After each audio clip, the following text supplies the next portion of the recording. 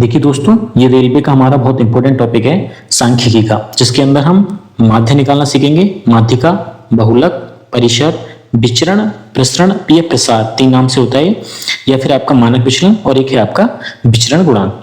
तो देखो, इसमें हमारा पहला टॉपिक है माध्य।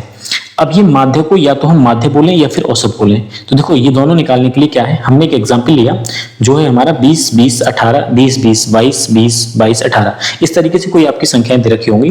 तो इसमें यदि आपको माध्य निकालना है तो इसका फॉर्मूला होता है आपका कुल संख्याओं का योग, जितनी भी संख्याएं दे रखी हैं बटे कुल संख्या। ठीक है, तो देखो यहाँ कुल संख्याओं का योग जो आपका आएगा वो आएगा 180। और कुल संख्याएं कितनी है ये, तो ये टोटल संख्या है आपकी 9 से इसको भाग करोगे तो ये आ जाएगा आपका 20। तो माध्य कितना है आपका 20, और यही आपका क्या हो जाएगा, आंसर हो जाएगा। अब देखिए, दूसरा टॉपिक है आपका माध्यिका। अब माध्यिका निकालने के लिए ये जो संख्या थी हमारी यहाँ लिखी हुई, ये एक ऑर्डर में नहीं लिखी हुई थी, 20 20 के बाद 18 फिर 22 इस तरीके से थी। तो माध्यिका निकालने के लिए हम इन संख्याओं को या तो आरोही क्रम में लिखेंगे या फिर अवरोही क्रम में लिखेंगे। ठीक है, तो सबसे अच्छा रहता है आरोही क्रम में लिखना, हालांकि अवरोही क्रम में लिखने से भी आपका आंसर आ जाएगा। तो मैंने इन संख्याओं को आरोही क्रम में लिखा। आरोही क्रम में लिखने के बाद में हमने देखा कि संख्याएं हैं किस रूप में, यानी कि n बराबर जो आपकी टोटल संख्या है वो कितनी है, 9। और 9 कैसा नंबर है आपका, विषम नंबर है। तो विषम नंबर होने पर हमें पता है कि बीच वाली वैल्यू हमारी माध्यिका होती है। देखो, 4 संख्याओं को इधर से हटा दिया मैंने और 4 संख्याओं को इधर से हटा दिया, तो बीच वाली संख्या आपकी क्या आ जाएगी, माध्यिका आ जाएगी। ठीक है, वैसे बोला जाए तो हम बोल सकते हैं इसको कि n + 1/2। तो n का मान कितना है, 9 + 1/2। तो यहां से आ जाएगा आपका 10/2। इसको बोलते हैं वां पद, यानी कि ये आ जाएगा आपका 2 पंजे 10, यानी कि 5वां पद। और 5वां पद आपका क्या होगा, तो 5वां पद होगा आपका 20। तो इस तरीके से माध्यिका का मान कितना आ जाएगा, तो माध्यिका का मान आ जाएगा आपका 20। तो ये आंसर हो गया।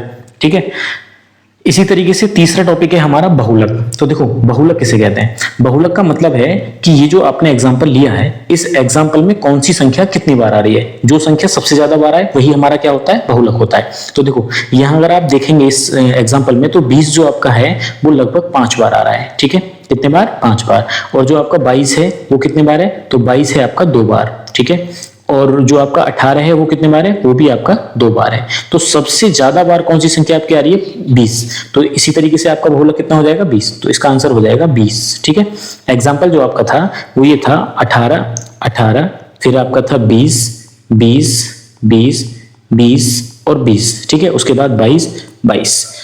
तो यहाँ पर जो सबसे ज्यादा बार आ रही थी आपकी संख्या वो आ रही थी 20। तो इसलिए हमारा बहुलक क्या आ जाएगा, 20।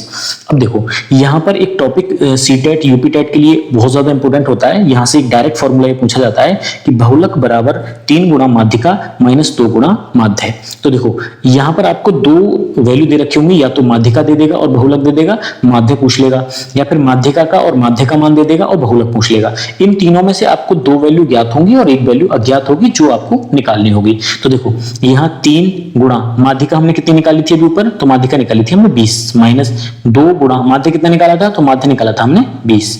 3 की गुणा 20 में करने पर यहाँ से 60 प्राप्त होगा और 20 दूनी 40 प्राप्त होगा। तो 60 में से 20 घटाने पर कितना आ जाएगा, 20 आ जाएगा। तो बहुलक का मान कितना आ जाएगा, 20 आ जाएगा। क्लियर है, तो ये हमारा एक फॉर्मूला है, इसको आप डायरेक्ट याद रखेंगे।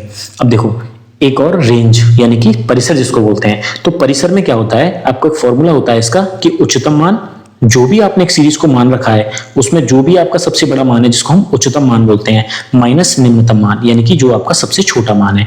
अब देखिए, ये जो सीरीज थी, इस सीरीज के अंदर जो आपका सबसे बड़ा मान था वो कितना था, वो था मेरे भाई 22, माइनस जो आपका सबसे छोटा मान था वो कितना था 18। तो 22 में से 18 घटाने पर कितना आएगा, 4। तो ये आपकी क्या कहलाती है, रेंज कहलाती है। हमेशा रेंज निकालने के लिए आप सबसे बड़े मान में से सबसे छोटे वाले मान को घटा दीजिएगा। अब देखो, अब आएगा आपका छठे नंबर का टॉपिक जो है वो है विचरण, या फिर इसको प्रसरण भी बोलते हैं या फिर प्रसार भी बोलते हैं, यानी कि वेरिएंस। ठीक है, अब यहाँ पर जो आपने एग्जांपल लिया था मैं उसको लिखता हूं, जो कि आपका एग्जांपल था 18 18 और 20 था आपका 5 टाइम्स। ठीक है, तो ये मैंने इसको 5 बार लिख लिया।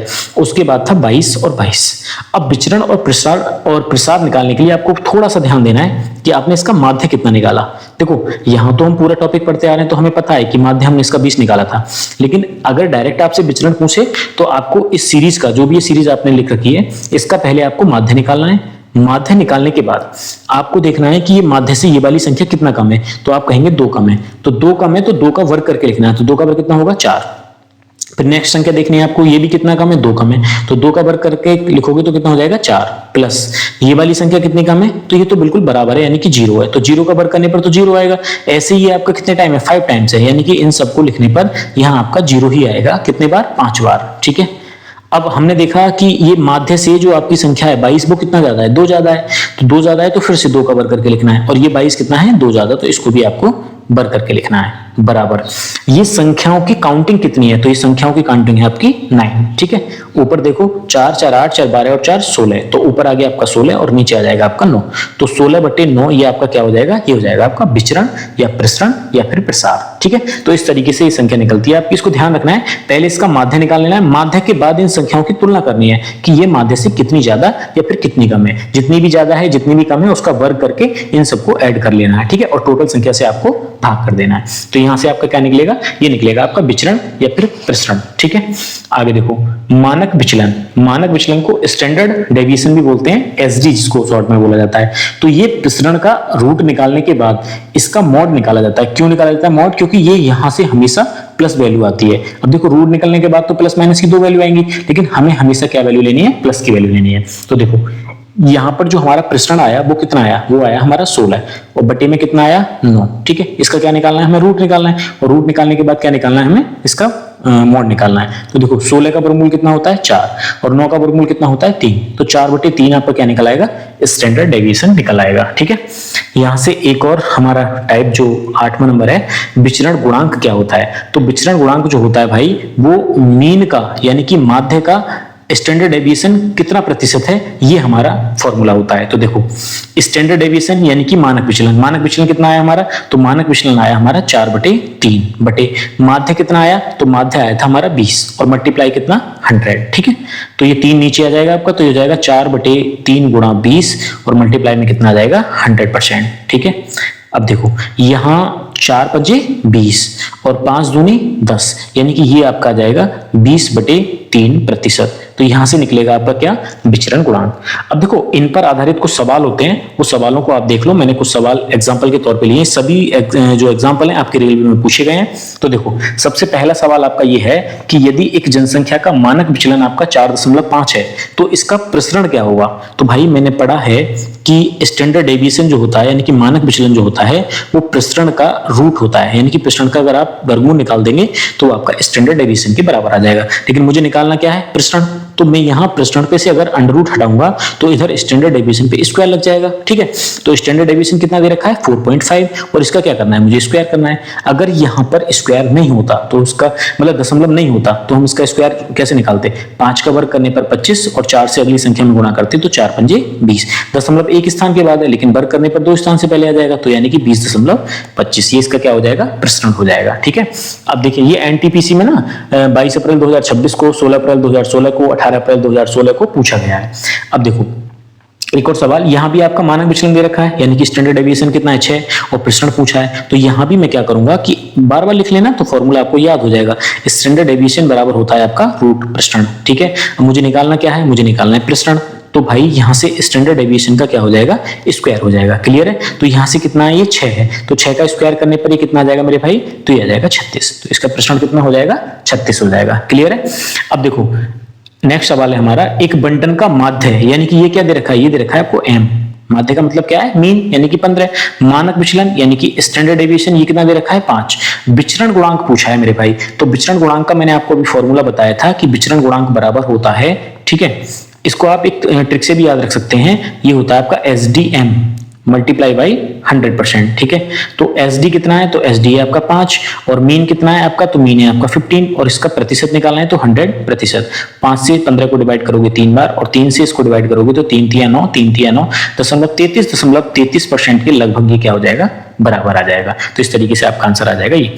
अब देखो सेम सवाल एक और ऐसा है, मीन दे रखा है, स्टैंडर्ड डेविएशन दे रखा है, विचरण गुणांक पूछा है, तो विचरण गुणांक का फॉर्मूला मैंने क्या बताया था, SD यानी कि 16 अपॉन m यानी कि 80 और मल्टीप्लाई कितना भाई 100%। तो 16 पंजे 80, 5 से डिवाइड करने पर कितना आ जाएगा, तो ये आ जाएगा आपका 20%। तो ये आपका आंसर हो गया। ठीक है, अब देखो बहुत ही इंपॉर्टेंट सवाल जो आपसे इस तरीके से पूछा जाता है, यानी कि यहाँ पर आपका एक और इसमें ऐड हो जाएगा सवाल कि परिसर, बहुलक तथा माध्यिका, और इन सब का माध्य पूछ लेगा। ठीक है मेरे भाई, तो यहाँ पर इन सबको पहले मैं निकालूंगा। देखो रेंज कैसे निकलेगी, तो यहाँ रेंज निकालने के लिए मेरे भाई मैंने आपको फॉर्मूला बताया था कि सबसे बड़ी संख्या, और सबसे बड़ी संख्या आपकी क्या है 21। ठीक है, 21 माइनस, और आपकी सबसे छोटी संख्या क्या है, तो सबसे छोटी संख्या है आपकी 12। तो 21 माइनस 12 करने पर ये कितना आ जाएगा, तो ये आ जाएगा आपका 9। तो यहाँ से रेंज का मान कितना आया 9।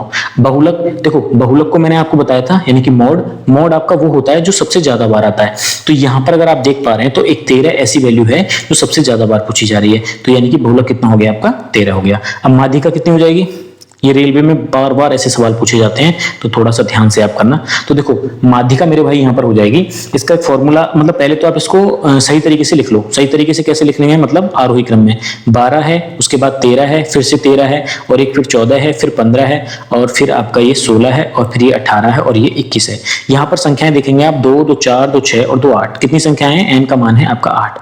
जब n का मान 8 है तो एक काम करो, आप 3 संख्याओं को इधर से छोड़ दो। ठीक है, और 3 संख्याओं को आप इधर से छोड़ दो, तो जो बीच वाली संख्या बची यानी कि 14 प्लस 15, और इनका आधा कर दो। तो इनका आधा करने पर कितना आएगा, 5 और 4 9, 1 और 1 2, यानी कि 2।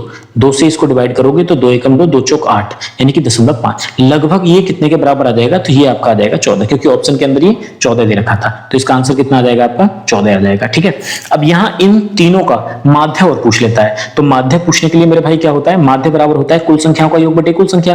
तो अगर माध्य आपको इसका निकालना पड़ जाता मान लीजिए सवाल के अंदर, तो माध्य बराबर आपका क्या होता है, कुल संख्याओं का योग, यानी कि 13 प्लस 9 प्लस 13, और प्लस में आपका 14, और बटे में कितनी संख्या हो गई है, दोनों 3 हो गई। ठीक है, तो 4 3 7, 7 और 9 कितना हो जाएगा, 16 का 6 हासिल लगेगा आपका 1 और 1 2 और 1 3, और इसको डिवाइड करोगे 2 3 से, तो ये हो जाएगा आपका 3 एकम 3, 3 दूनी 6। तो इस तरीके से आपका ये माध्य भी निकल आएगा। ठीक है, तो बहुत इंपोर्टेंट टाइप है ये, परिसर, बहुलक, माध्यिका, और इन सबसे मिलाकर के माध्य पूछ लेता है। और ये आपका जो फॉर्मूला है जो मैंने आपको बताया था अभी कि मानक विचलन बराबर प्रसरण का रूट, और उसका हमें क्या निकालना है, मॉड निकालना है। और उसके बाद ये आपका फॉर्मूला बहुत इंपॉर्टेंट है, बहुलक बराबर 3 गुणा माध्यिका माइनस 2 गुणा माध्य।